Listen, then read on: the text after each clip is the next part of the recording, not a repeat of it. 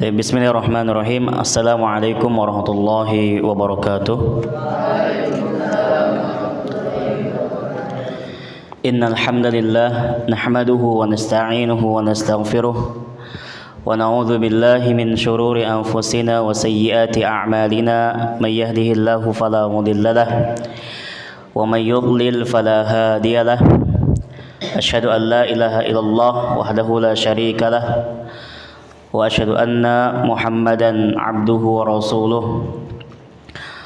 Allahumma salli wa sallim wa barik ala nabiyyina Muhammadin wa ala alihi wa ashabihi ajma'in wa man tabi'ahum bi ihsanin ila yaumiddin, amma ba'd. Ya ayyuhalladzina amanu taqullaha haqqa tuqatih wa la tamutunna illa wa antum muslimun. Ya ayuhan nasu taqu rabbakum alladhi khalaqakum min nafsin wahidah wa khalaqa minha zawjaha wa batha minhuma rijalan katsiran wa nisaa'a wattaqullaha alladhi tasaaluna bihi wal arham innallaha kana 'alaikum raqiba. Fa inna asdaqal hadithi kitabullah wa khairal hadi hadi Muhammadin sallallahu alaihi wasallam wa syarrul umuri muhdatsatuha fa inna kulla muhdatsatin bid'ah wa kulla bid'atin dhalalah wa kulla dhalalatin finnar. Teman-teman sekalian, santri baru Pondok Pesantren Al-Khulafaur Rasyidun Kota Tasikmalaya, tahun ajaran 2025-2026, 1447 Hijriah 1448 Hijriah, rahimani wa rahimakumullah. Alhamdulillah, di kesempatan pagi hari ini kita masih diberikan oleh Allah Tabaraka wa Ta'ala begitu banyak nikmat yang besar yang sepatutnya kita syukuri, ya. Di antaranya nikmat iman, nikmat Islam, nikmat kesehatan. Sehingga dengan nikmat-nikmat itu kita diberikan kemudahan oleh Allah untuk hadir di kegiatan yang kedua kita, ya, dari kegiatan MPLP, yaitu pada hari Selasa ini kita akan mengikuti dua daurah, ya, atau dua kajian tentang adab. Ini adalah bekal supaya kita persiapan dalam menuntut ilmu nanti ke depannya. Dan para ulama, kebiasaan mereka sebelum mereka mempelajari ilmu, ya, mereka mempelajari adab terlebih dahulu. Ya, sebagaimana yang dikatakan oleh Al-Imam Abdullah bin Mubarak, yang mana beliau itu wafat tahun 181 Hijriah. Beliau mengatakan bahwasanya beliau mempelajari adab itu selama 30 tahun, ya. Kemudian setelah itu beliau menuntut ilmu sekitar 20 tahun. Ya, jadi lama sekali, ya. Adab ini sangat penting untuk dipelajari sebelum kita mempelajari ilmu. Karena dengan adab, ya, kita akan beradab nanti dalam bentuk ilmu yang nantinya akan membuahkan ilmu yang bermanfaat, ilmu yang barokah bagi orang yang menuntutnya. Kalau ada poin-poin penting dicatat, ya, dicatat poin-poin pentingnya.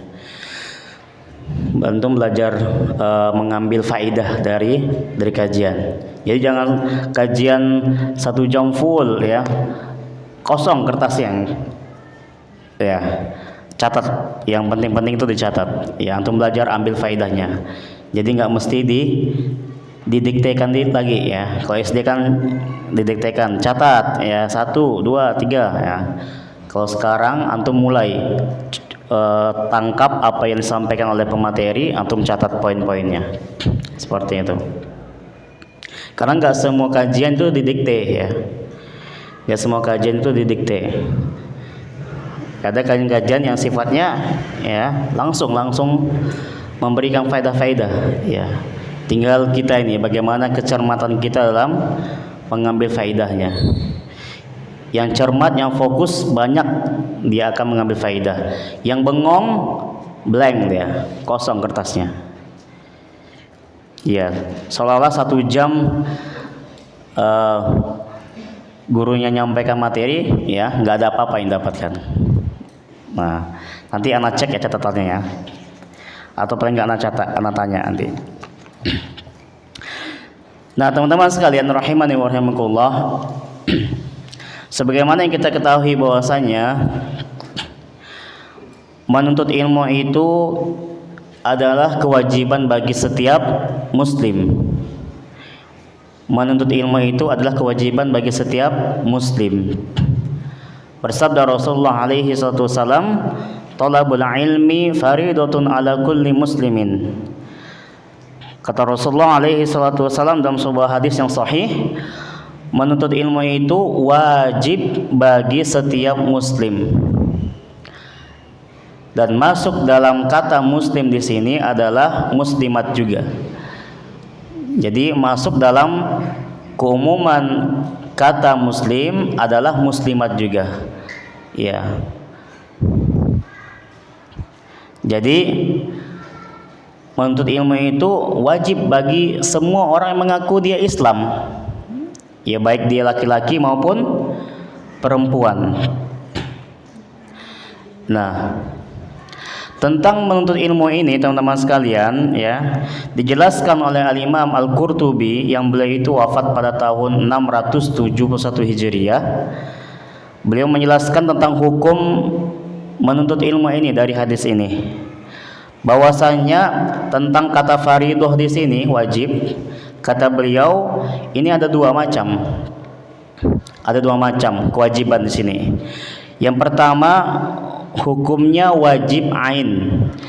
Wajib ain itu berarti kewajibannya pada setiap individu, setiap kita ini. Setiap kita ini wajib menuntut ilmu ini. Paham? Ini wajib ain. Ya, wajibnya kepada setiap orang.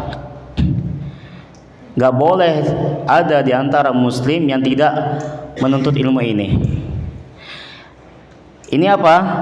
Ini adalah menuntut ilmu berkaitan dengan ilmu-ilmu yang wajib dia ketahui, ya. Yang mana dia tidak bisa beribadah kepada Allah Tabaraka wa Ta'ala kalau seandainya dia tidak mengetahui ilmunya. Contoh ilmu tentang tauhid, ya, ilmu akidah, ilmu tentang salat, tentang zakat, tentang puasa. Nah, ini wajib dia ketahui. Bagaimana seorang muslim itu dia akan melaksanakan peribadahan kepada Allah Taala kalau seandainya dia apa? Enggak tahu ilmunya. Coba antum gimana caranya mau sholat tapi antum enggak berilmu tentang sholat? Bisa enggak antum sholat? Bisa enggak? Enggak bisa. Maka ini wajib ain. Setiap kita tuh wajib belajar sholat. Nah, seperti itu. Paham? Kemudian di sana ya, yang kedua itu ada ilmu yang hukumnya fardu kifayah. Dia wajib juga tapi kifayah. Ya, kifayah itu maksudnya kewajibannya kepada orang-orang tertentu saja. Enggak setiap orang. Ya, jika ada orang yang sudah mempelajarinya dalam sebuah komunitas, ya, apakah itu kampung atau kota, ya, yang sudah ada orang mengerti tentang ilmu tersebut berkaitan dengan agama ini, maka cukup, ya. Muslim yang lain itu tergugur dari kewajibannya. Ya, seperti muslim lain tergugur dari kewajibannya. Jadi enggak setiap orang itu wajib mempelajarinya. Contohnya apa? Contohnya ilmu yang berkaitan tentang pelaksanaan hukum had misalkan, ya. Apakah itu kisos, cambuk, potong tangan dan lain sebagainya, ya.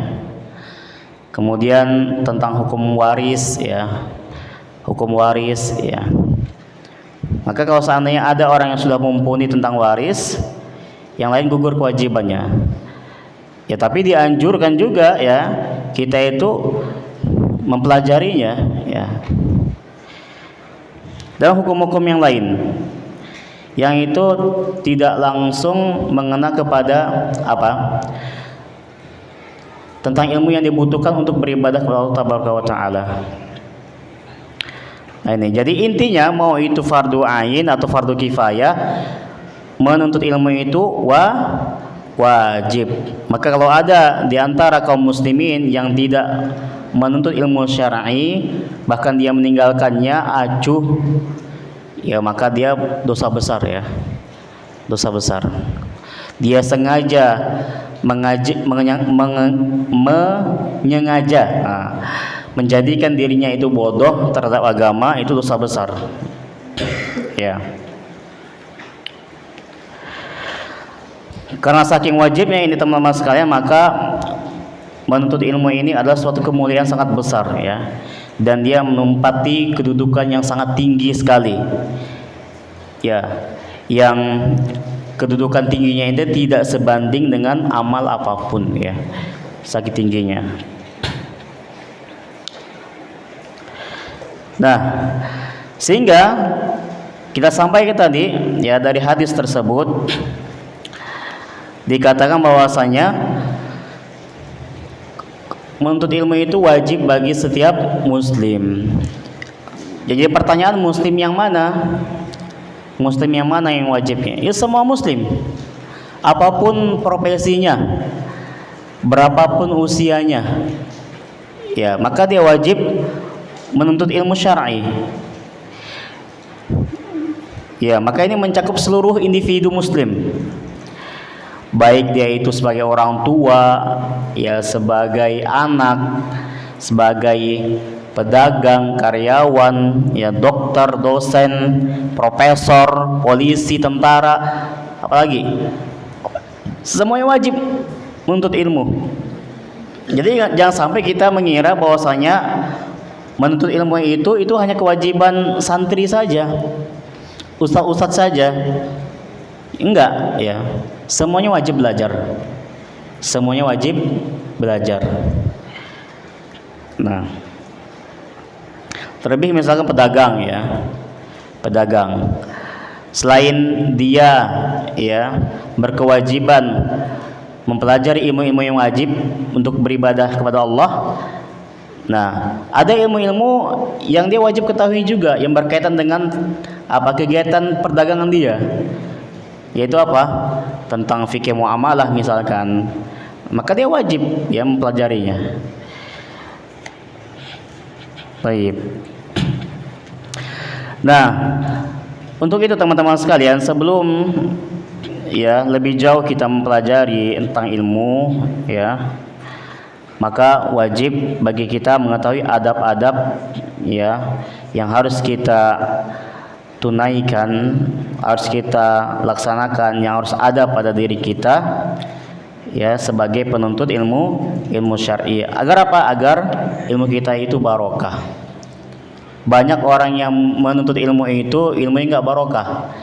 Di antara tanda nggak barokahnya apa? Dia pintar dalam masalah agama, tapi kepintaran itu malah merusak ya, malah menyesatkan orang, tidak bermanfaat kepada dirinya, keluarganya, dan orang yang berada di sekitarnya. Betapa banyak dai-dai yang mereka memiliki hafalan yang kuat, pemahaman tentang agama yang bagus ya, tetapi ya mereka selewengkan ya ajaran-ajaran agama. Maka ini enggak apa? Enggak bermanfaat, enggak barokah. Bisa jadi sebab dari ketidakbarokahannya itu adalah berawal dari adab-adab dia sebelum menuntut ilmu. Seperti itu. Untuk keutamaan mempelajari ilmu syar'i ya, itu nggak saya bahas ya, karena sebagian dari antum juga sudah paham ya apa keutamaan dari menuntut ilmu, sangat panjang sekali karena materi kita bukan itu ya. Di antara keutamanya besar, cukup satu lah ya yang bisa kita dapatkan kalau kita menuntut ilmu syar'i itu apa? Allah akan mudahkan jalan kita kemana? Ke surga. Ya, siapa yang nggak mau dimudahkan jalannya ke surga? Siapa? Atau siapa di antara kita yang nggak mau masuk surga? Ada? Nggak ada. Orang yang waras, orang yang berakal pasti menginginkan surga. Maka sekarang itu banyak viral ya di medsos, antum lihat. Kalau untuk main medsos ya, kalau bisa mah jangan aja. Ya kan banyak sekarang konten-konten kreator bikin apa, candaan-candaan ya, candaan-candaan. Oh lagi liburan di neraka nih, ya. Dikiranya enak ya ke neraka tuh ya. Jadi candaan. Ya, jadi candaan. Ada yang bilang artis-artis tuh ada yang bilang ya, nggak apa-apa lah, nanti saya masuk neraka biar bisa reunian kumpul bareng sama teman-teman yang dulu di dunia ya. Itu luar biasa ya. Inilah orang-orang bodoh yang dia itu apa? Nggak mengerti tentang hakikat surga dan neraka. Itu pentingnya belajar itu. Nah, jadi surga dan neraka Allah tabaraka wa taala itu bukan candaan ya.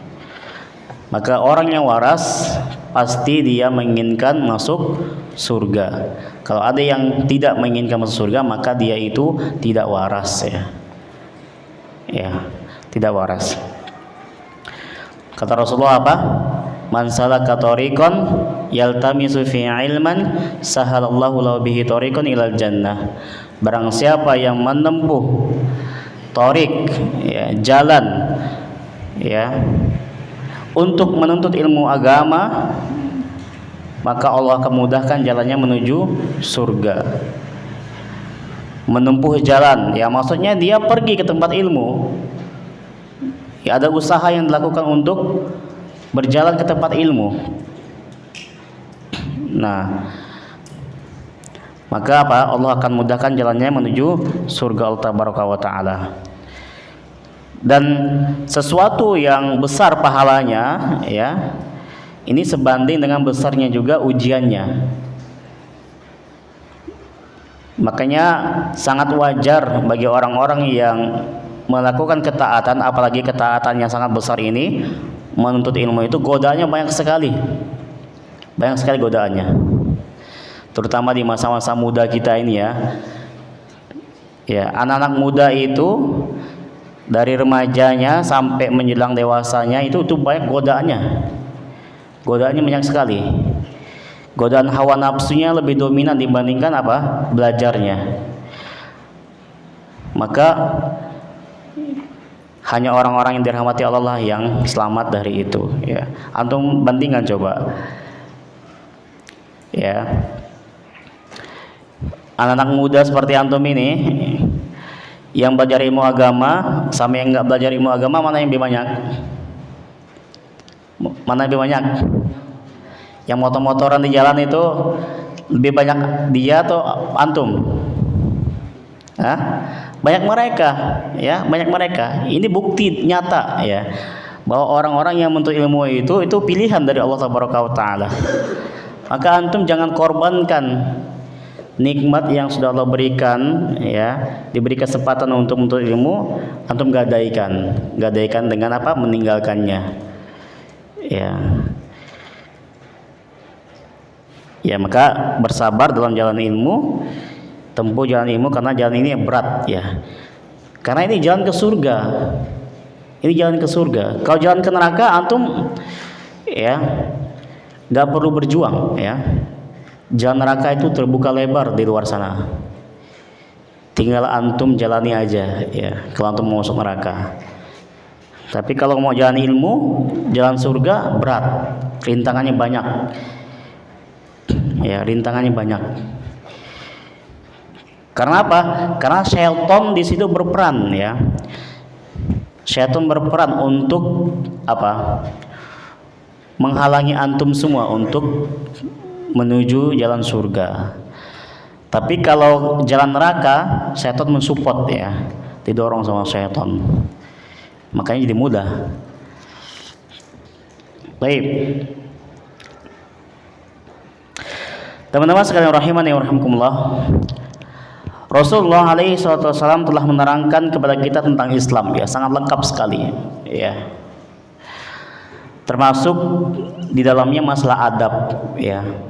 Masalah apapun yang berkaitan dengan kehidupan manusia di dunia dan akhirat ya, Rasulullah telah terangkan dengan sejelas-jelasnya.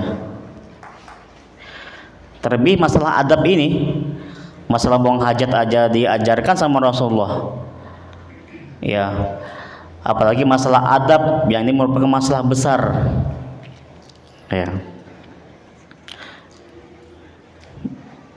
Samil, fokus. Fokus Samil. Sekarang waktunya serius Samil. Waktu SD bisa main-main, lari-lari ya. Kalau sekarang sudah jadi santri, nah itu dihilangkan budaya melamun, budaya apa? Gak fokus, bosen, ya dihilangkan itu.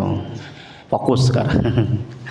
Saya juga pernah ngajar SD ya tahu gaya-gaya anak SD itu tahu. Antum sekarang sudah SMP kan? Kakak-kakak yang belakang sudah SMA. Nah, maka tinggalkan budaya-budaya yang lama itu, tinggalkan. Fokus sekarang. Duduk yang benar. Nih, siapa namanya nih? Hah? Siapa nama antum? Yudan. Yang benar duduknya. Disilat duduknya. Nah, jangan kayak di warung kopi. Ya. Nah, ini diantara adab ya, diantara adab. Emang berat itu ya. Antum coba belajar dari sekarang, latih diri antum untuk nanti lama-lama akan biasa. Semuanya mengalami, tidak hanya antum aja. Ya, barang siapa yang nggak tahan maka dia gugur. Dia akan gugur dalam bidang ilmu ini. Contohnya sudah banyak, ya. Sudah banyak contohnya. Tinggal antum pilih, antum mau jadi orang mulia nanti atau orang yang hina atau biasa-biasa aja. Nah, jalan kemuliaan itu berat, ya berat teman-teman. Nah, Rasulullah itu telah mengajarkan segala hal, ya, termasuk tentang adab dalam Islam ini. Ya, beliau SAW telah mengajarkan adab dan segala sesuatu yang jelas, ya, kepada kita semua. Ya, sampai adab buang hajat saja. Adab buang air itu pun Rasulullah ajarkan. Apalagi adab menuntut ilmu, ya. Nah, maka dari itu kita akan coba gali ya, walaupun tidak semuanya yang akan tersampaikan, paling tidak antum dapat poin-poinnya.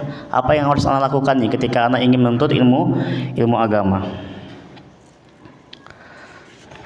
Nah,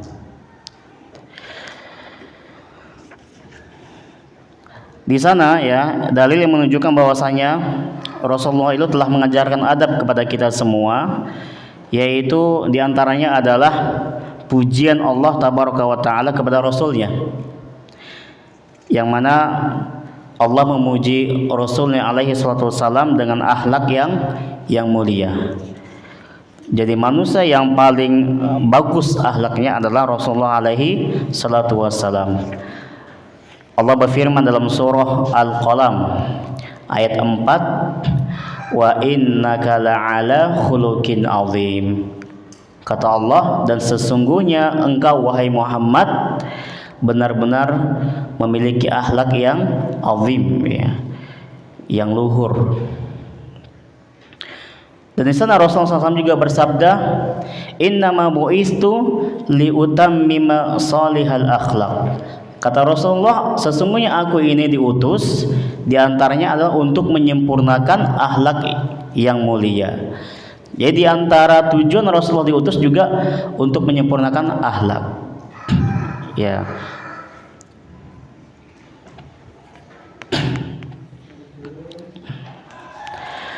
Ya.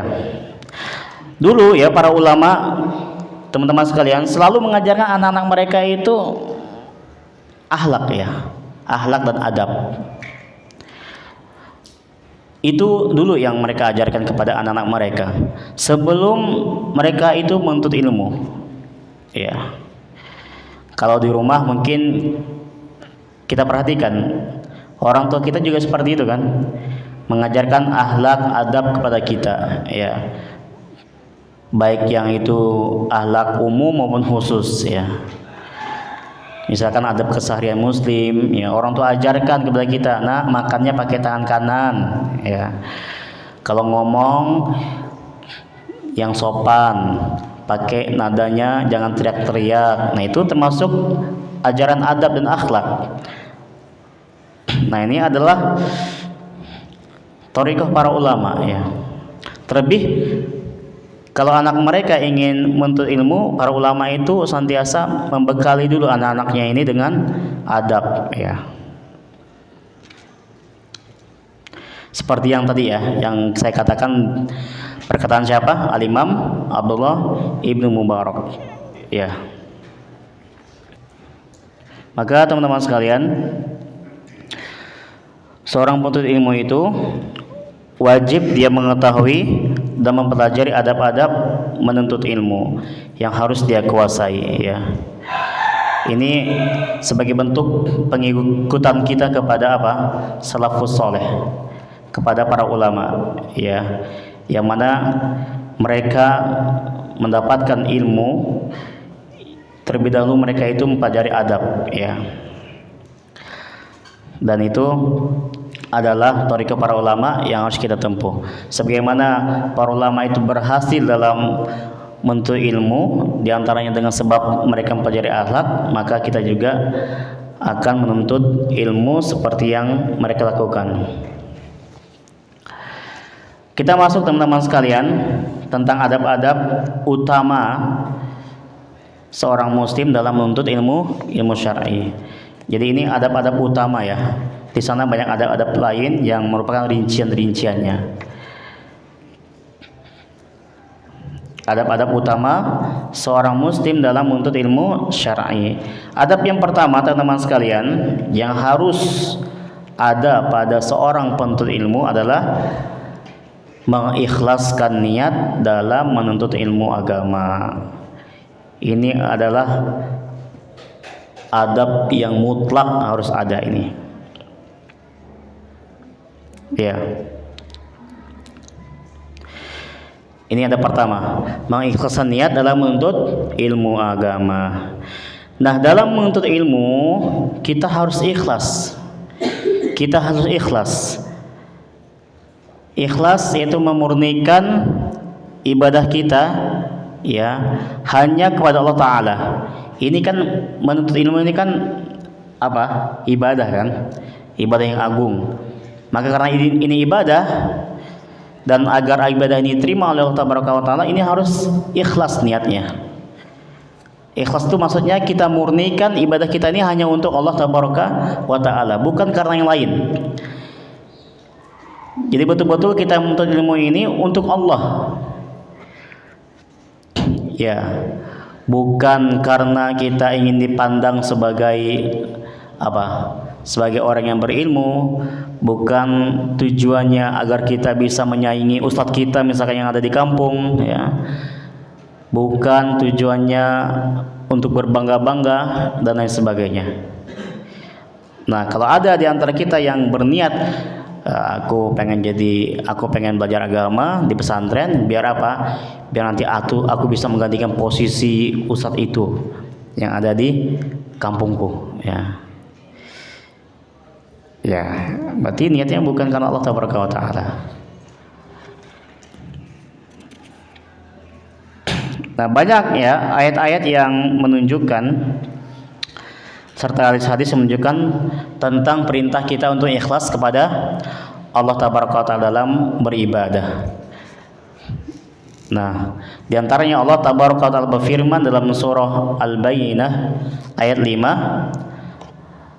Kata Allah Ta'ala, "Wa ma umiru illa liya'budullaha mukhlishina lahuddin hunafa'a wa yuqimus salata wa yu'tuz zakah wa dzalika dinul qayyimah." Kata Allah Ta'ala, padahal mereka tidak disuruh kecuali agar beribadah hanya kepada Allah Ta'ala dengan memurnikan ketaatan hanya kepada Allah Ta'ala dalam menjalankan agama yang lurus, mukhlisina lahuddin ya, dan supaya mereka mendirikan salat, menunaikan zakat, dan demikian itulah agama yang lurus. Ini cabut aja, coba dicabut. Coba.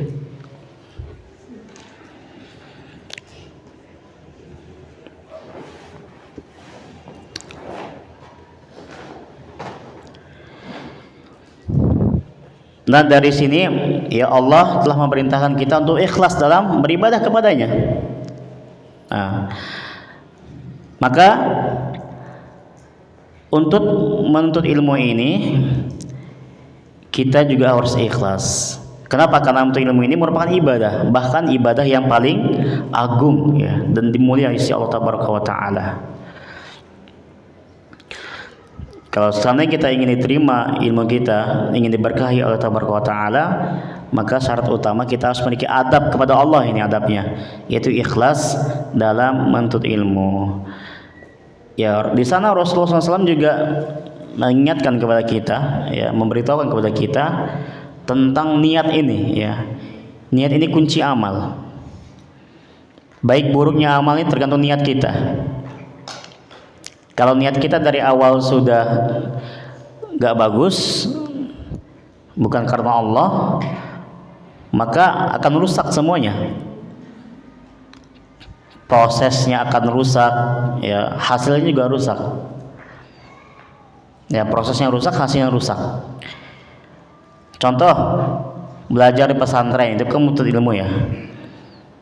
Niatnya bukan karena Allah, karena yang lain. Maka prosesnya ketika antum melaksanakan proses pembelajaran menuntut ilmu di pesantren selama 4 tahun, 6 tahun, ini akan rusak juga. Antumnya akan malas-malasan, akan bikin masalah, ya. Ini prosesnya. Kemudian hasilnya gimana? Hasilnya tentu nggak bagus hasilnya. Ilmunya nggak ada yang antum dapat, ya. Kalaupun dapat, nanti antum akan memiliki pemahaman yang rusak, ya. Seperti itu.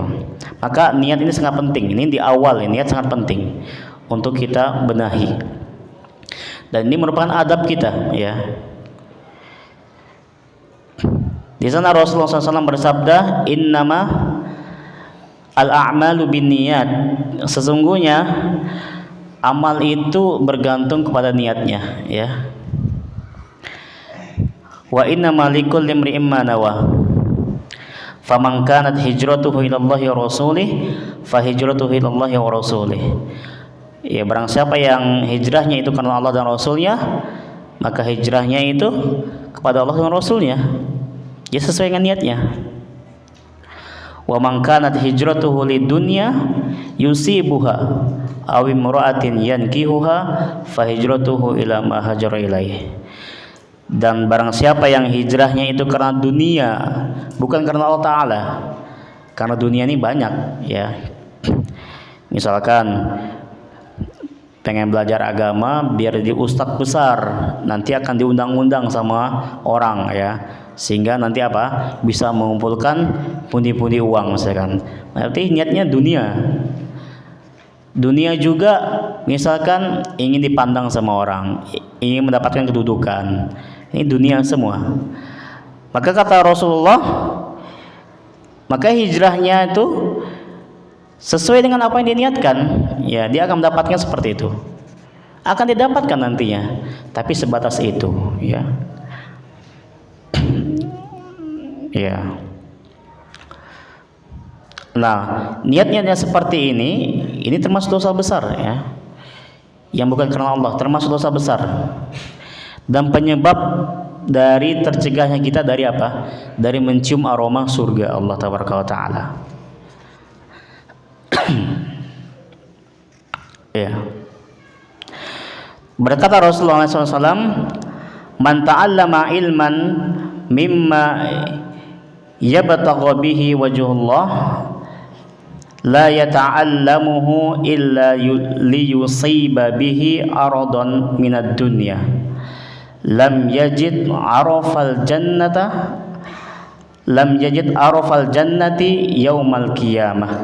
Kata Rasulullah, barang siapa yang menuntut ilmu syar'i yang semestinya ia lakukan untuk mencari wajah Allah, ini tujuan awal itu harusnya seperti ini, ya, untuk mencari wajah Allah dengan ikhlas. Namun, ya, dia tidak melakukannya melainkan dia palingkan untuk keuntungan dunia, tadi yang saya sebutkan, keuntungan dunia, ya. Maka ancamannya apa? maka ia tidak akan mendapatkan harumnya aroma surga pada hari kiamat nanti. Ini ancamannya. Ya, nggak menuntut ilmu salah. Menuntut ilmu kalau salah niat pun juga salah. Jadi yang benar apa? Menuntut ilmu dengan niat yang benar. Ya. Jadi nggak cukup nih sekedar kita menuntut ilmu, nggak cukup, tapi harus dengan niat yang benar. Ya.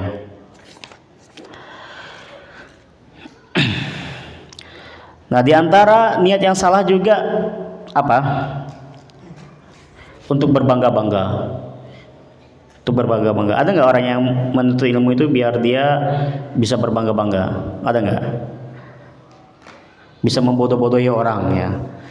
Setelah pintar dia membodoh-bodohi orang. Bukan mengajarkan orang agar menjadi pintar, tapi dia bangga dengan kepintarannya, dan dengan itu dia bisa membodoh-bodohi orang. Ada nggak?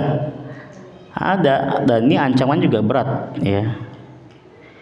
Ancamannya neraka.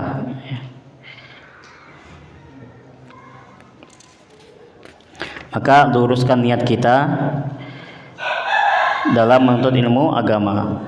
Ya, luruskan ya. Hanya untuk Allah Taala.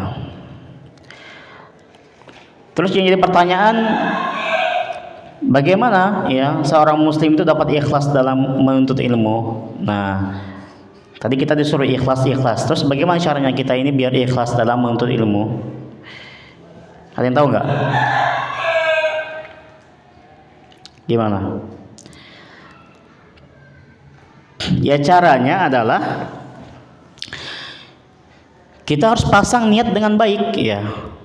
Sebelum kita melangkah untuk mempelajari ilmu, kita harus ya niat yang baik ya dalam menuntut ilmu agama.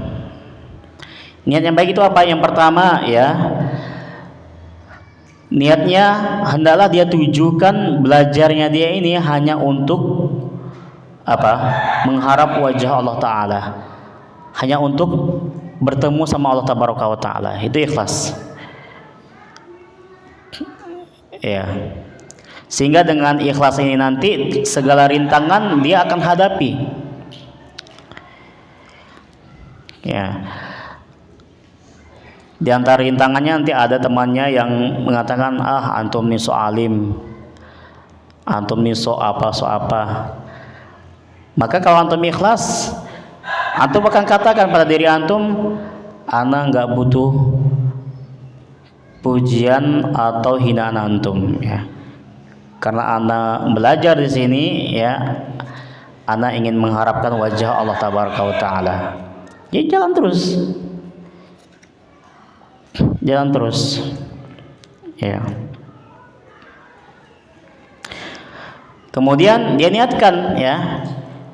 niatkan setelah dia berharap wajah Allah, kemudian dia niatkan dia menuntut ilmu ini agar dia bisa beramal dengan ilmu tersebut.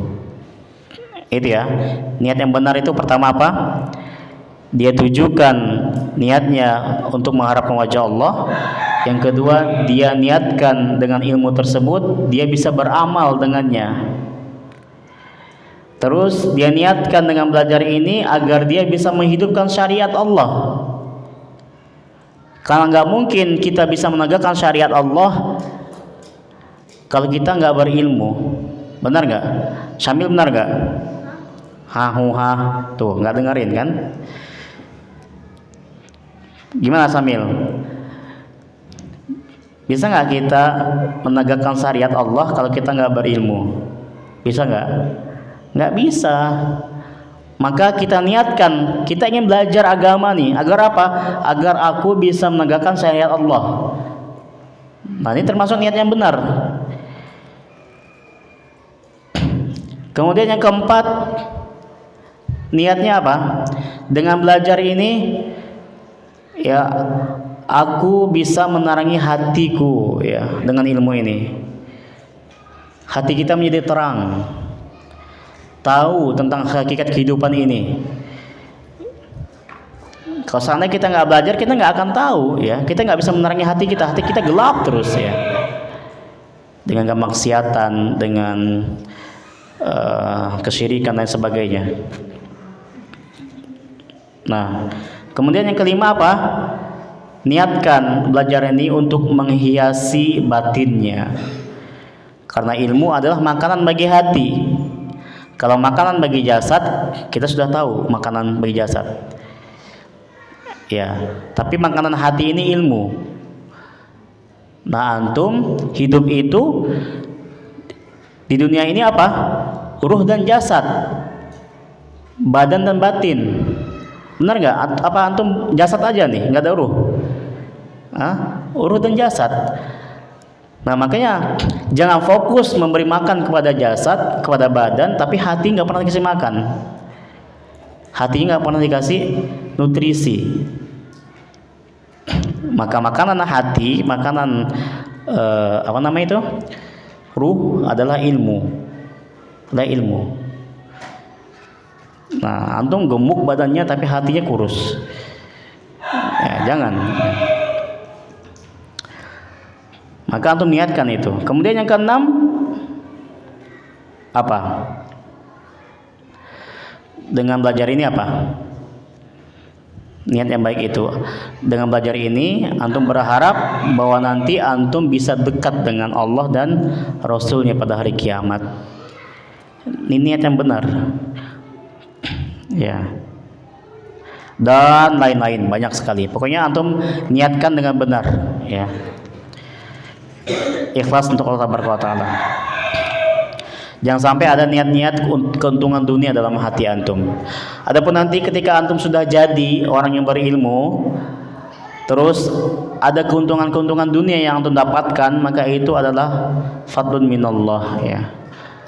Karunia dari Allah untuk antum.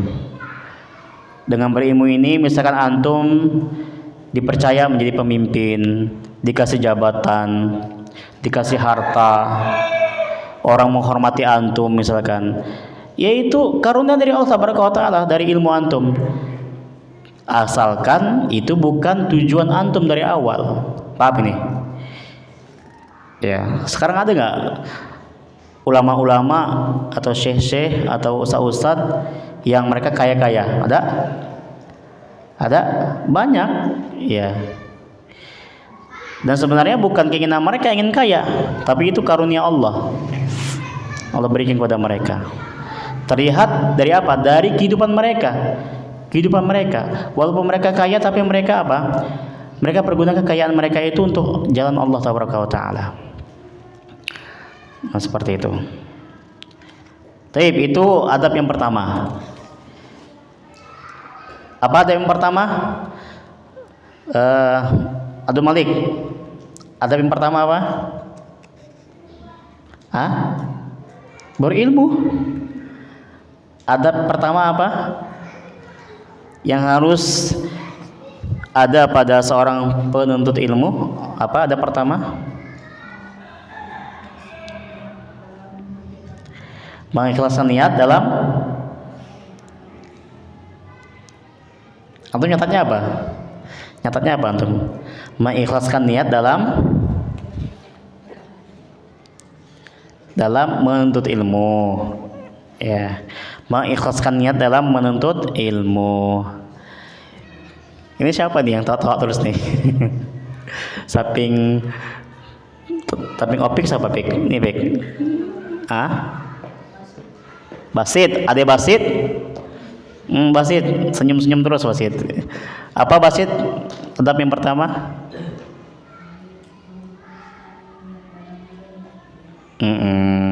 Ya.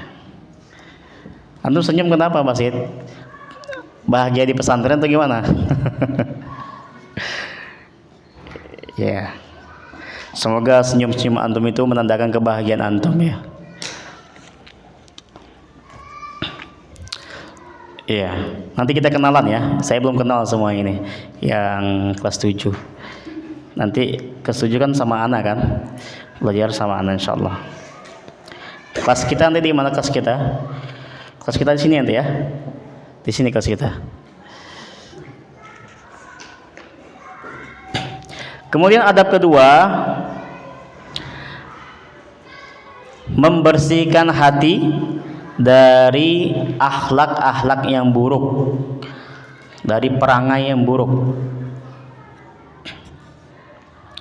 Sebelum kita menuntut ilmu, teman-teman sekalian, ya dicatat nih, catat. Yang kedua itu membersihkan hati dari akhlak-akhlak yang buruk. Nah, sebelum kita menuntut ilmu, hendaknya seorang penuntut ilmu itu dia bersihkan hatinya dari segala akhlak-akhlak yang buruk, ya. Agar apa? Agar akhlak-akhlak ini nggak menjadi penghalang dia dalam mencari ilmu. Contoh akhlak yang buruk apa? Ya, suka curang, misalnya curang, suka nipu orang, ya, dengki, iri, ada keyakinan-keyakinan yang buruk, misalkan, itu buang semuanya. Akhlak-akhlak yang jelek, ya, antum sudah paham lah akhlak yang jelek kayak gimana? Bisa antum tangkap. Oh, ini bagus, ini jelek, ya. Itu dibuang. Karena perangai-perangai yang buruk itu nanti bisa menghalangi antum dalam masuknya ilmu kepada kita. Ya. Sehingga dengan kita buang, ya, kita bersihkan hati kita dari akhlak yang buruk, ya, maka hati kita ini siap untuk menerima ilmu nantinya. Siap untuk menghafalkan ilmu, ya. Siap untuk merenungi makna-makna ayat, ya, makna-makna dari ilmu, ya. Siap kalau seandainya sudah kita bersihkan hati kita.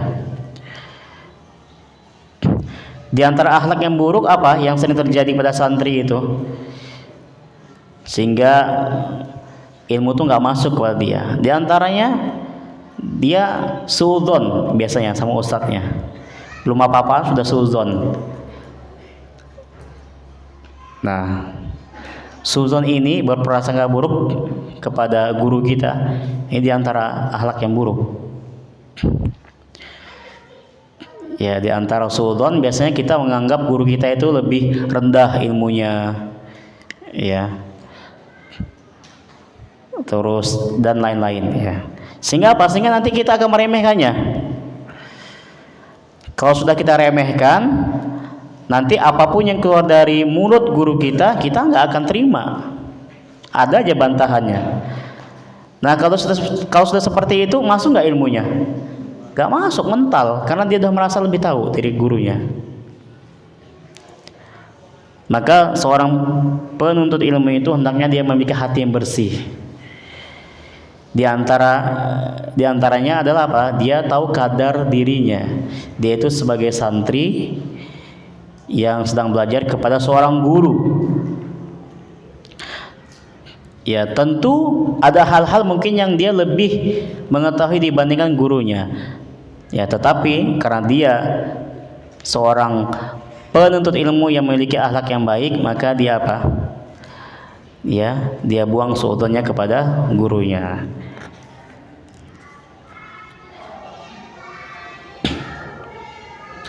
Berkata seorang ulama yaitu Sahal bin Abdullah al-Tusari rahimahullah taala, beliau berkata, haramun ala qalbin an yadkhulahu an-nuru wa fihi syai'un mimma yakrahu Allah azza wa jalla. Kata beliau, haram ala qalbin, atas,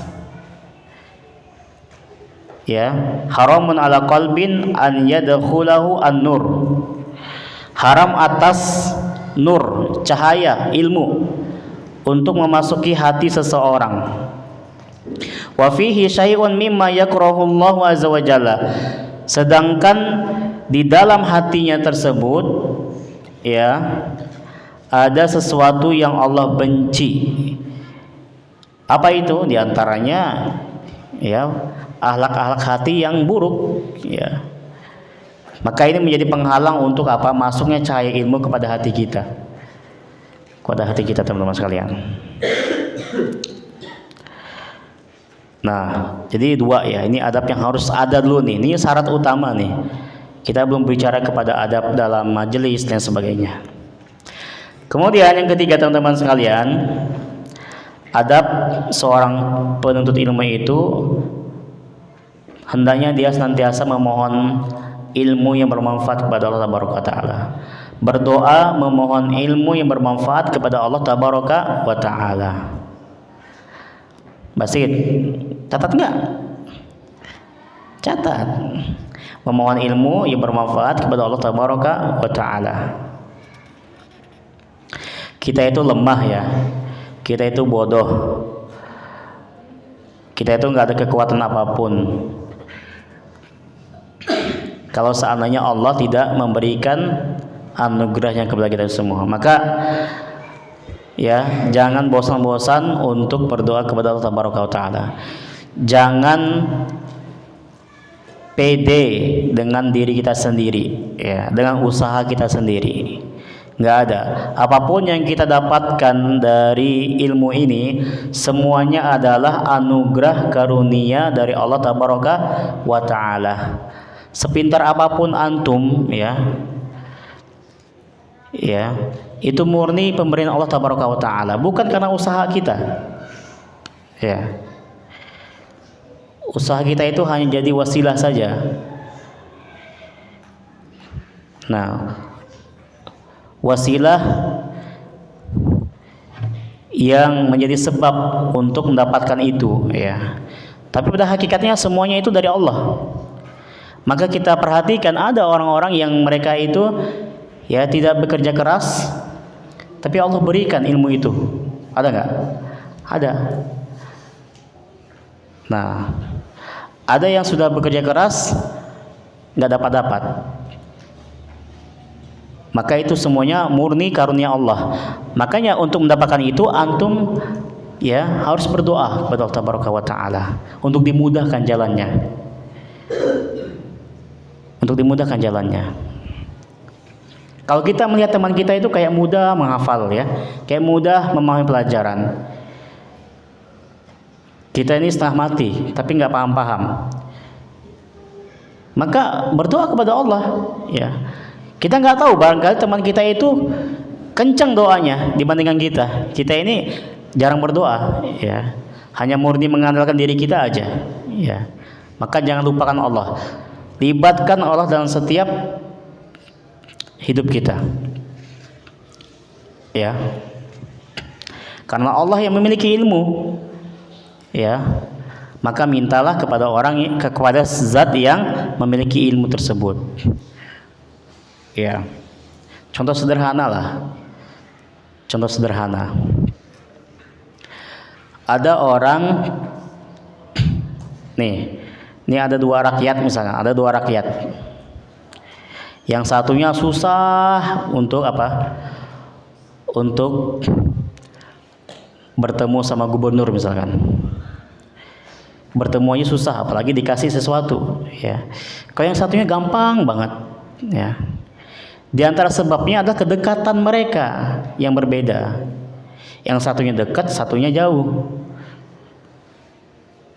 Nah, dan kita ya begitu juga. Kalau seandainya kita sudah dekat kepada Allah Taala, maka mudah itu. Allah memberi kita apa aja mudah. Nah, di antara cara untuk mendekatkan diri kepada Allah itu berdoa, merengek, meminta kepada Allah Taala. Ya. Allah Taala telah memerintahkan nabinya untuk memohon ilmu dan tambahan ilmu. Nah, ini ya langsung perintah Allah Taala agar kita senantiasa meminta ilmu, ya, berdoa kepada Allah Taala. Apa kata Allah? Ada yang hafal? Apa kata Allah? Wa qur rabbi zidni ilma. Dan katakanlah ya, wahai Rabbku, tambahkanlah ilmu kepadaku. Rabbi zidni ilma. Dan doa-doa lain yang antum hafal ya, doa terus. Kalau nggak hafal gimana? Pakai bahasa Indonesia, pakai bahasa Sunda, pakai bahasa apa aja. yang itu bahasa yang memang ini ya, memang bahasa. Jangan tuh bikin-bikin bahasa sendiri. Ya, minta bahasa, minta ini ilmu kepada Allah Taala. Nah, kalau bisa dihafalkan doa-doa yang kita bisa gunakan untuk meminta ilmu kepada Allah Taala. Di antara doa yang Rasulullah ajarkan juga apa? Allahumma inni as'aluka ilman nafi'an. Hafal ya. Wa rizqan thayyiban wa amalan mutaqabbala. Nah, itu di antara doa yang Rasulullah ajarkan. Dan ini hendaknya dibaca sama antum nih tiap hari. Setiap pagi itu dibaca. Ya. Habis sholat subuh kan ada zikir pagi kan. Nah, di antaranya kan ada doa seperti ini. Ya, Allahumma inni as'aluka ilman nafi'an wa rizqan thayyiban wa amalan mutaqabbala. Sebelum kita melakukan aktivitas belajar, ya. Ya Allah, aku mohon kepadamu ilmu yang bermanfaat. Nah, ingat nih, ini catatannya, ilmu yang bermanfaat. Karena ilmu itu ada yang enggak bermanfaat. Rizki yang baik dan amalan yang diterima. Ini kenikmatan yang sangat luar biasa. Ilmu yang bermanfaat, rizki yang halal, ya, dan amalan yang diterima. Siapa yang belum hafal doanya? Yang belum hafal, Raka hafal doanya? Hah? Hafal? Hafal nggak doanya? Siapa yang di sini rutin zikir pagi? Masa nggak ada satupun yang zikir pagi di sini? Opik? Di SD nggak diajarin Pik? Yang pendeknya Robbi zidni ilma, yang pendeknya.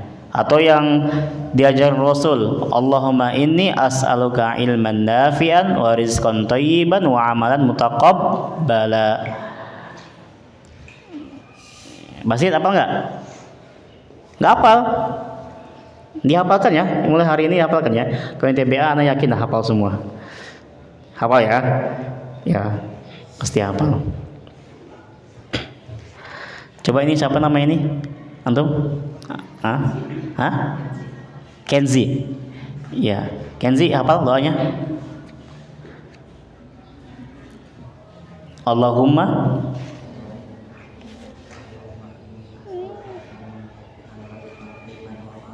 ahsanta barakallahu fiik. Iya. Fatir apa? Coba. Allahumma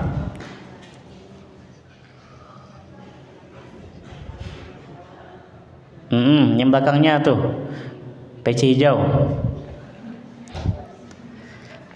Masmuk.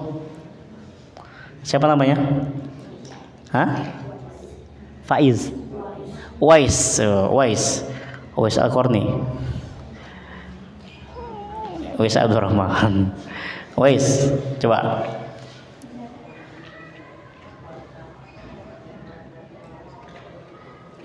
Oh iya, ahsanta barakallahu fiik. Tip. Dan masih banyak doa-doa yang lainnya, teman-teman sekalian. Kemudian adab yang keempat, bersungguh-sungguh dalam menuntut ilmu. Nah, ini kuncinya juga. Dan rindu untuk mendapatkannya. Berkata Imam Syafi'i rahimahullah ta'ala dalam syairnya yang ini masyhur sekali ya, mungkin sebagian antum hafal ya. Kata beliau apa? Akhi lan tanalal ilma illa bisittah. Kata beliau, saudaraku, engkau tidak akan mendapatkan ilmu melainkan dengan 6 perkara. Ini syair Imam Syafi'i, ini sangat bagus sekali untuk penuntut ilmu. Sa'unbika an tafsiliha bibayani. Kukabarkan kepadamu rinciannya dengan jelas, kata beliau, ya. Jadi kata Imam Syafi'i, kita itu nggak akan mendapatkan ilmu kecuali dengan 6 perkara ini. Ini harus ada. Ya, dijelaskan dengan jelas oleh beliau 6 perkara tersebut. Apa aja? Zakaun. Jadi orang kalau mau sukses dalam menuntut ilmu, zakaun nih. Dia harus memiliki modal kecerdasan. Ya, bisa berpikir ya. Memiliki otak, memiliki akal. Wahirsun. Apa hirs? Wahirsun. Apa hirs? NTBA? Hirs.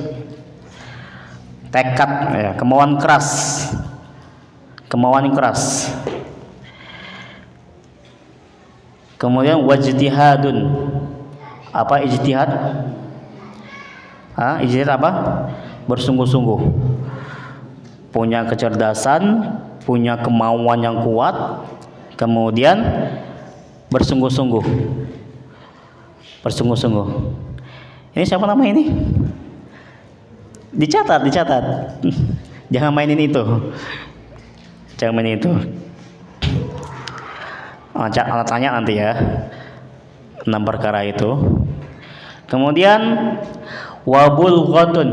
Bulghah. Apa itu bulghah? Bulghah itu apa? Bekal. Bekal yang cukup. Ya, antum bekal di sini ada bekal harta, ada bekal apa? Materi-materi yang lain. Ya. Bekal kitab, bekal buku, pulpen ya. Bekal buat jajan, bekal buat SPP, bekal buat apa? Buat pakaian. Itu bekal semua itu. Bekal semua. Nah. Bisa nggak antum belajar tapi nggak makan? Bisa nggak? Ada yang bisa sini? Belajar tapi nggak makan? Ada yang bisa? Nggak bisa lah, kita kan manusia, harus makan. Nah. Kemudian kata beliau wasuhbatu ustadin. Yang keberapa ini? Yang kelima itu apa? Adanya bimbingan ustad, bimbingan guru. Nggak bisa kita belajar sendiri. Kalau perkara dunia, mungkin antum kotak-katik laptop ya bisa belajar. Belajar apa aja, ada semua di YouTube ya. Tapi kalau agama ya, karena ini adalah pemahaman, maka harus dengan bimbingan ustadz, bimbingan guru, agar lurus pemahamannya. Kalau seandainya antum belajar sendiri, ya kita akan banyak salahnya. Banyak salahnya. Sudah belajar sama guru aja suka salah kan? Ada nggak murid-murid yang menyelisihi pemahaman gurunya? Ada nggak? Banyak ya. Itu sudah belajar sama guru.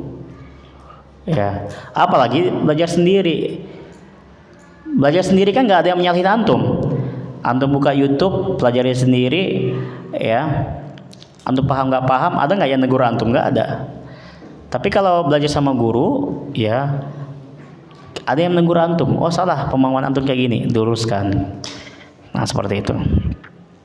Dan yang penting ini teman-teman, yang terakhir nih, waktu lu zaman, ya, dan waktu yang panjang, waktu yang lama belajar itu lama. Seperti yang dikatakan saya Iskandar kan, lama. Ya, 6 tahun di SD, ya tambah 6 tahun di tingkat menengah, tambah lagi kuliah S1 4 tahun, S2 4 tahun, S3 4 tahun. Berapa tahun tuh? Puluhan tahun ya. Ya. Ya. Panjang, belajar tuh panjang. Semakin kita belajar teman-teman, ketahuilah, antum semakin belajar nanti ya, antum semakin nggak tahu nanti. Maksudnya apa? Maksudnya ilmu ini luas. Semakin kita gali, semakin kita minum, kita tuh semakin apa? Semakin merasa kita tuh nggak ada apa-apanya ilmu kita ini. Nah, kalau orang yang merasa cukup dengan ilmunya, biasanya dia itu belajarnya sebentar itu. Karena orang belajar ini dia akan masuk ke fase dalam tingkatan ilmu ya. Kalau dia baru-baru belajar, maka dia akan masuk ke fase tingkatan apa? Sombong. dia akan menjadi orang yang sombong kalau baru-baru belajar ini.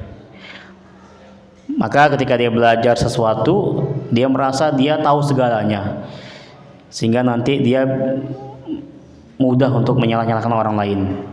Wah, aku udah belajar ini deh, antum belum belajar itu, antum salah tuh, antum salah tuh, antum salah tuh. Nah, ini fase ini nggak boleh dibiarkan teman-teman. Kalau antum berhenti di fase ini, mencukupkan diri dengan belajar di tingkatan ini, selamanya akan menjadi orang sombong. Nah, orang-orang yang sombong dalam ilmu, ya, ketahuilah dia belajarnya itu nggak jauh, itu belajarnya sebentar dan nggak dalam.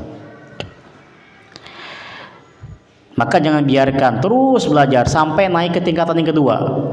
Tingkatan yang kedua itu dia akan menjadi orang yang tawadu, akan rendah hati, ya, tawadu.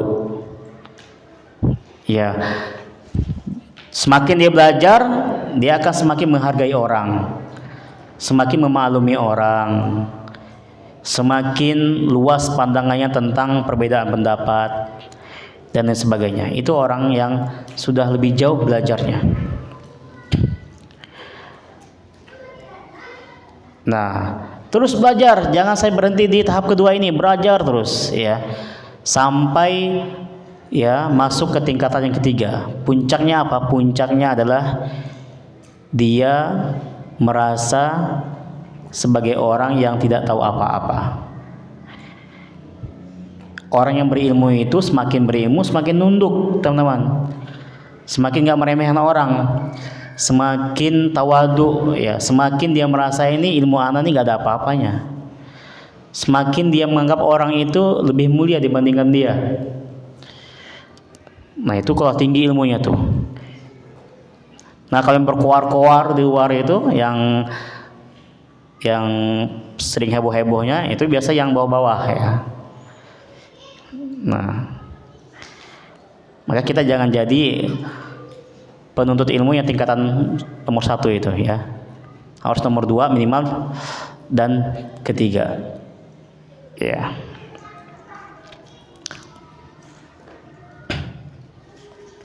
Banyak ustadz-ustadz yang anak kenal, ya, ustadz-ustadz yang nggak diragukan lagi keilmuan mereka, tapi masya Allah mereka itu, ya, tidak menampakkan bahwa mereka itu apa, berilmu, ya. Adabnya masya Allah. Tapi yang gayanya selangit kadang yang baru-baru belajar itu, ya. Jadi antum jangan jadi penuntut ilmu seperti itu. Contoh misalkan antum baru di kelas 7, tapi udah bisa memandang rendah kakak-kakak antum yang telah bertahun-tahun belajar di sini misalkan. Nah, jangan seperti itu. Berarti antum baru masuk ke tingkatan yang pertama. Nah, jadi ini teman-teman bersungguh-sungguh, ya. Kalau kita ingin mendapatkan ilmu, bersungguh-sungguh kata Imam Syafi'i. Sungguh-sungguh itu banyak rinciannya. Nanti kita akan rinci dalam kajian-kajian lain. Kemudian adab yang kelima, ya, hendaknya memulai belajar itu dengan mempelajari Al-Quran, ya, mempelajari Al-Quran. Maka di antara adab penuntut ilmu itu adalah hendaknya seorang pelajar, ya, penuntut ilmu itu memulai perjalanan dia dalam menuntut ilmu itu dengan terlebih dahulu mempelajari Al-Quran, ya, dengan membacanya, menghafalkannya, dan bersungguh-sungguh dalam memahami tafsirnya, ya.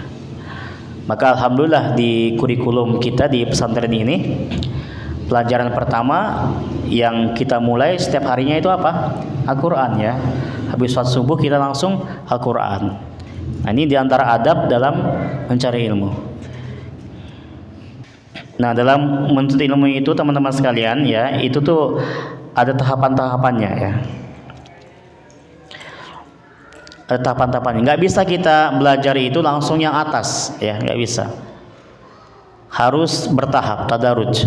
Dari mulai tahapan yang penting tahapan yang paling penting ke tahapan yang penting ya. Nah, yang paling penting Al-Quran dulu ya, kemudian ilmu-ilmu yang lain.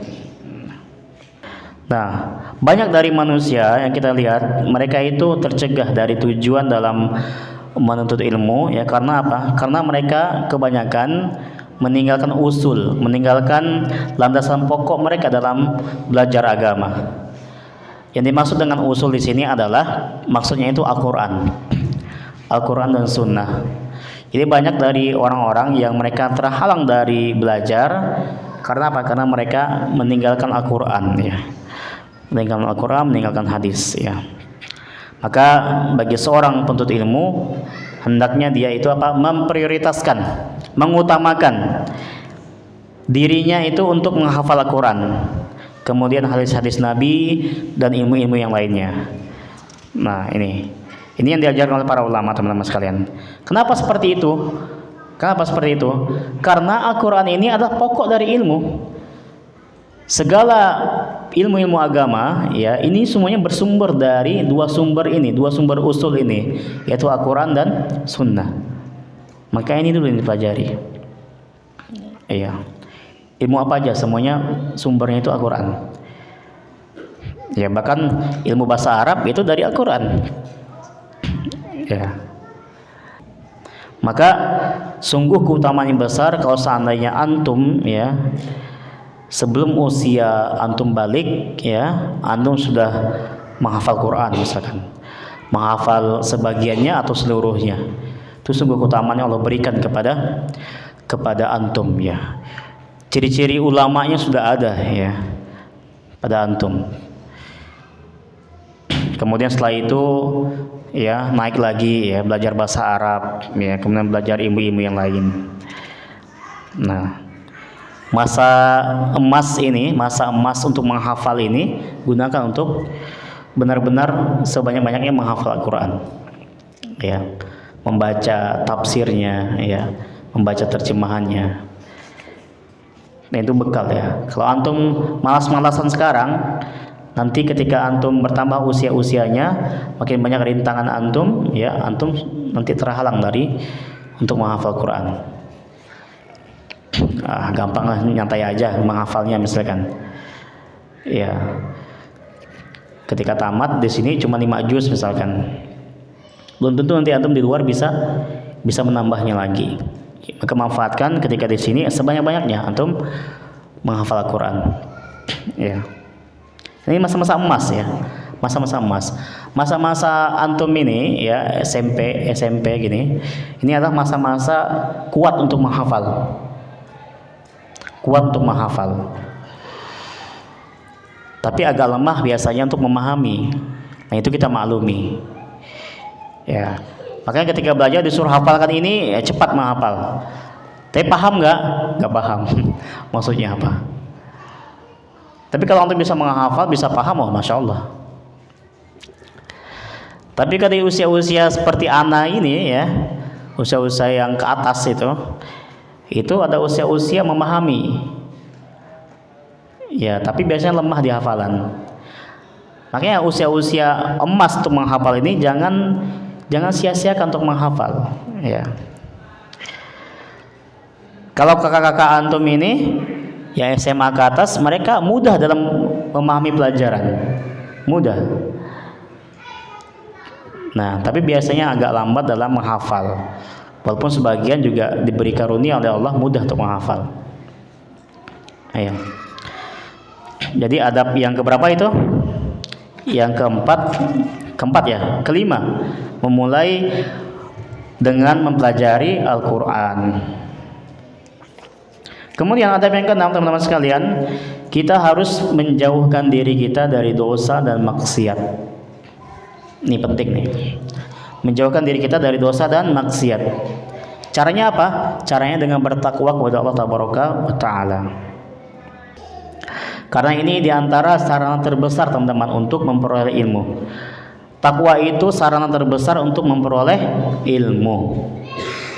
Jangan remehkan sekecil apapun maksiat ya. Ini pantangan yang terbesar bagi seorang penuntut ilmu. Allah tabaraka wa ta'ala berfirman dalam surah Al-Baqarah ayat 282. Kata Allah, wattaqullaha wa yu'allimukumullah wallahu bikulli syai'in alim. Ini ya, sarana terbesarnya ini nih. Kata Allah, dan bertakwalah kalian kepada Allah. Ini kuncinya, takwa dulu. Takwa kepada Allah.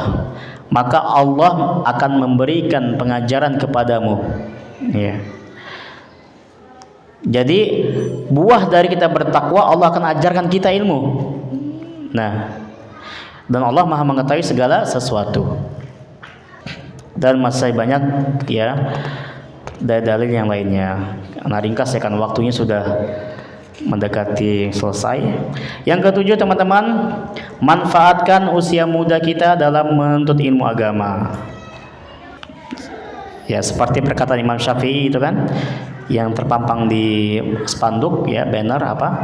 Kalau bukan sekarang kapan lagi kita mau belajar ya? Ya, kalau bukan sekarang kapan lagi kita mau belajar? Antum bilang nanti ajalah saya mondok ketika udah SMA. Iya kalau nyampe umurnya. Iya kalau semangatnya masih ada. Ya kalau bukan sekarang kapan lagi? Sekarang belajar ketika antum masih muda. Ini masa-masa emas antum dalam belajar. Ya kalau kita nggak belajar dari sekarang ya, kita nggak belajar sekarang di saat ya orang-orang menanam ya, maka nanti kita akan nyesal ya. Sekarang kita nggak belajar, teman kita belajar, ketika teman kita memanen hasilnya, kita hanya apa? Bengong melihatnya saja. Kita nggak jadi apa-apa. Ya. Contohnya sudah banyak ya. Contohnya sudah banyak. Kemudian yang ke-8, tidak boleh sombong dan tidak boleh malu dalam menuntut ilmu. Tidak boleh sombong, tidak boleh malu dalam menuntut ilmu. Iya. Berkata Imam Mujahid bin Jabr, la yata'allamu al-ilma mustahyin wala mustakbirun. Kata beliau, tidak akan mendapatkan ilmu dua orang ya, yaitu orang yang malu dan orang yang sombong. Malu di sini adalah malu yang tercela ya. Malu itu asalnya iman, tapi ada malu-malu yang dilarang di sini. Di antaranya malu untuk belajar. Kenapa antum nggak mondok? Ya malu ah. Ya malu. Jangan malu ya. Maka orang yang malu dalam menuntut ilmu, dia tidak akan mendapatkan ilmu. Orang yang sombong juga nggak akan mendapatkan ilmu. Ya, karena orang yang sombong itu ya batarul haqi wa ghamtun nas. Dia menolak kebenaran dan meremehkan orang lain. Bagaimana dia akan mendapatkan ilmu kalau seandainya dia sudah meremehkan orang lain? Ya, terutama gurunya. Kemudian yang ke-9, ya antum catat poin-poin ini sajalah biar ini. Yang ke-9, mendengarkan dengan baik pelajaran yang disampaikan ustadz, ya, syekh atau guru, ya. Ini kunci antum sukses dalam belajar, antum dengarkan pelajaran itu dengan baik, ya. Apa-apa yang disampaikan oleh ustadz, syekh dan guru, ya. Kemudian yang ke-10, diam ketika pelajaran disampaikan. Ini masya Allah, antum sudah mempraktekkan ini ya. Ketika ilmu disampaikan oleh guru kita, maka kita diam ya. Jangan ngobrol sendiri kita, itu nggak adab namanya. Jadi kalau seandainya kita ingin menjadi pelajar yang beradab, ketika guru kita menjelaskan, guru kita memberikan pelajaran, kita diam. Jangan Jangan mengganggu temannya, ya, jangan sibuk sendiri main pulpen, main kertas dan sebagainya, main tangan, ya. Ya, jangan senyum-senyum sendiri, ya. Apalagi jangan ketawa-ketawa sendiri, ya.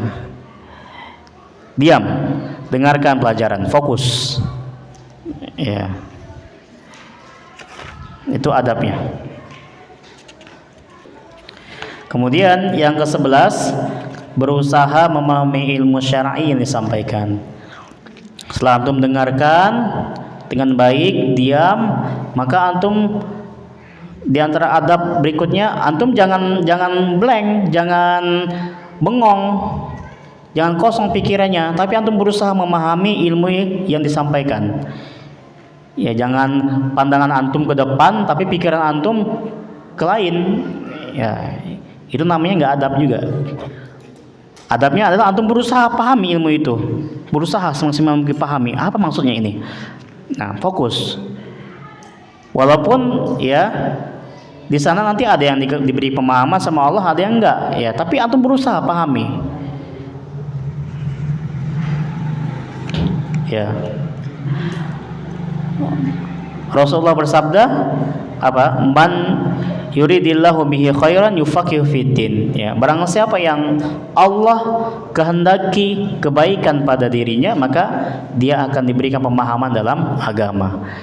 Nah, tapi jalan menuju ke situ antum berusaha dulu untuk pahami agama ini, ya. Kemudian berdoa tadi ya, berdoa ya, untuk diberikan pemahaman. Di antara doa yang bisa kita panjatkan kepada Allah untuk diberikan pemahaman apa? Ya, lagi-lagi doa ya. Apa? Allahumma faqihni fiddin. Allahumma faqihni fiddin. Allahumma faqihni fiddin. Ya Allah, berikan pemahaman kepada aku tentang agama ini. Lagi-lagi ya, kita nggak boleh terpaku kepada kekuatan kita. Kita harus sandarkan kepada Allah. Ya. Kenapa sih kok aku kayaknya sulit untuk memahami ini ya? Pertama, lihat usaha kita itu udah benar belum? Kita udah fokus belum untuk memahami ilmu? Kalau sudah, berdoa kepada Allah. Allahumma faqihni fiddin. Allahumma faqihni fiddin. Oh, ternyata banyak banget ya. Ya. Kemudian yang ke-12, menghafalkan ilmu syar'i ini disampaikan. Yang ke-13, mengikat ilmu ya, atau pelajaran dengan tulisan ya. Kita ikat ilmu itu ya. Kita tulis pelajaran-pelajaran yang disampaikan oleh guru kita. Nah, mungkin saya cukupkan sampai adab yang ke-14 saja ya. Yang ke-14 ya, hendaknya ilmu yang kita pelajari itu kita amalkan. Mengamalkan ilmu yang telah dipelajari. Mengamalkan ilmu yang telah dipelajari. Dan masih banyak lagi yang lain. Mendakwahkan ilmu dan sebagainya. Nah, untuk teman-teman mungkin ya bisa cukupkan sampai dengan mengamalkan ilmu. Kalau antum sudah sampai ke tahapan mengamalkan ilmu, berarti sudah masya Allah itu ya. Kita cukup sampai sini dulu. Semoga yang sedikit ini bermanfaat bagi antum semua. Ya, ini awal dari pembelajaran antum ya. Nanti antum akan lewati masa-masa belajar yang seperti ini ya. Subhanakallah wa bihamdik asyhadu an la ilaha illa anta astaghfiruka wa atubu ilaik. Wa sallallahu ala nabiyina Muhammad wa ala alihi washabbihi wasallam. Wa akhiru da'wana alhamdulillahi rabbil alamin. Assalamualaikum warahmatullahi wabarakatuh.